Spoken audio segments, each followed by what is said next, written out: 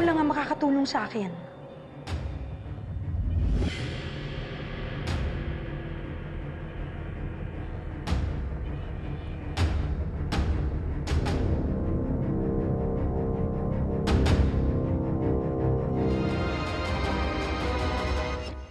Well, then go ahead. Tell me. Naman, Somi, nung gabi na nag-away kami ng asawa ko at nasaktan ko siya. At nagsumbong siya ngayon. So tinitretin ako ngayon nung anak ni Gani, nakakasuhan ako. I don't see what the problem is, my dear sister. Pwede mo naman palabasin na pinoprotektahan mo lang ang sarili mo.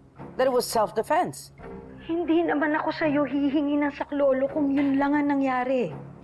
Kung napahamak man si tatay nang dahil kay Tita Rica, gusto ko lang naman malaman kung ano yung totoong ginawa niya eh.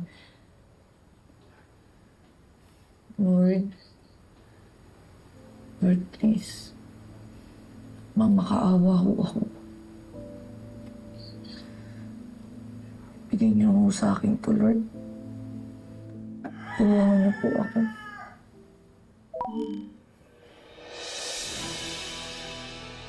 Gumana. Ha? Gumana. Uy, Besh, ang lakas mo kay Lord. Wala na sanang problema kung natuluyan na sana si Gani sa ospital. Pero bigla siyang nagising. So I had no other choice kung hindi ang patahimikin siya. I killed him. Tinakpan ko siya ng unan hanggang sa mamatay siya.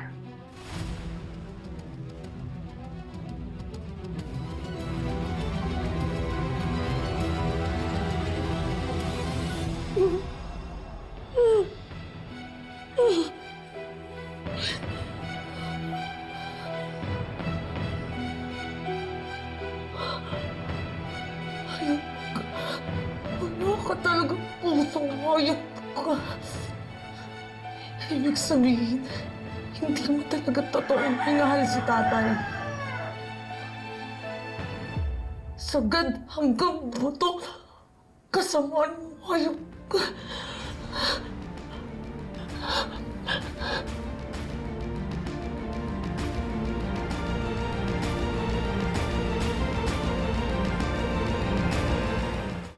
Wala na sanang problema kung natuluyan na sana si Gani sa ospital. Pero bigla siyang nagising. So I had no other choice kung hindi ang patahimikin siya. Sir, nakita niyo naman, di ba? Ni walang bahid ng kahit konting pagsisisi yung Rica na yan. Sir, ipadampot niyo na yung demonyong yan. Ipakulong niyo na. Kailangan dumaan pa rin to sa tamang proseso. Pero sir, kulang pa po ba yung ebidensya namin, sir? May posibilidad na hindi to admissible. Sir, kulang pa po ba yan? Umamin na po siya. Mamamatay tao po siya. Kulang pa po ang makulong siya. Dapat sa kanya sunugin yung kaluluwa niya sa impyerno, sir. Sir, Ano naman? walang kami ng nire-respeto naming leader, sir, oh.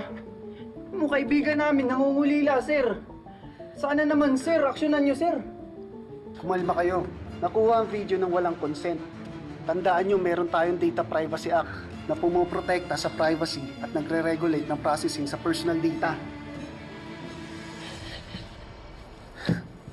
Sir naman, nakikiusap po ako sa inyo. Sir, alam ko may pamilya ko kayo, sir. Kahit kayo mo yung nasa sitwasyon ko, sir, gagawin niyo po itong ginagawa ko, di ba, sir?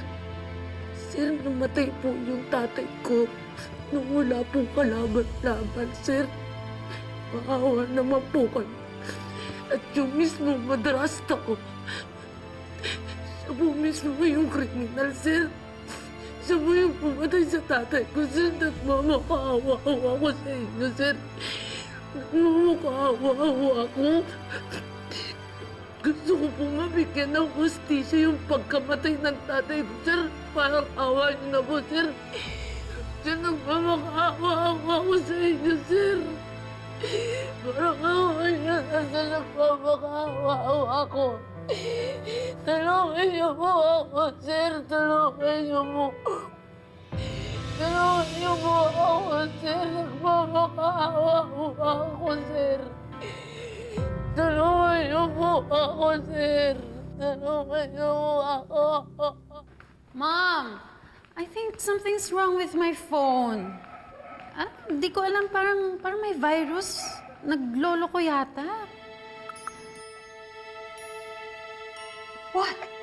Ma'am, Luko, sabi dito, wag daw akong pipindot ng link kundi ma-hack yung camera ko. So you clicked on the link? Ano ka ba naman, Angela? Hindi ka nag-iisip.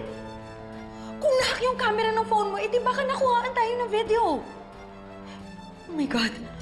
Baka nakuhaan din ng video yung conversation namin ng tita mo about kay Gani. We have to get out of here. Let's go! Ma'am, ano ka ba? Chill ka lang. Relax. Hindi naman tayo sure kung si Ikit yung nang-hack sa phone ko di ba? Sino pa bang gagawa nun? Kaya bago pa siya makapagsumbong sa pulis, kailangan na natin makaalis dito. Halika na!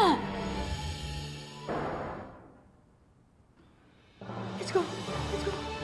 Magdala na! Let's go!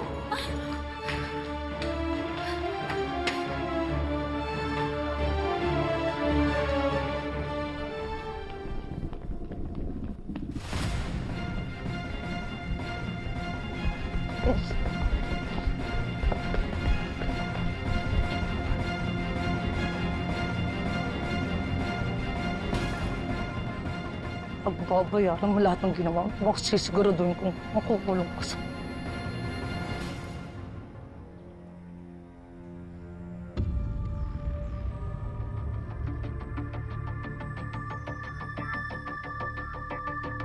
Bayarin niyang pagpatay niya sa tatay.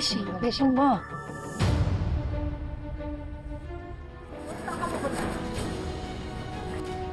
Tigil! Sumama ka na maayos. Sige. Bitawan niyo ako! Ano yan? Tara!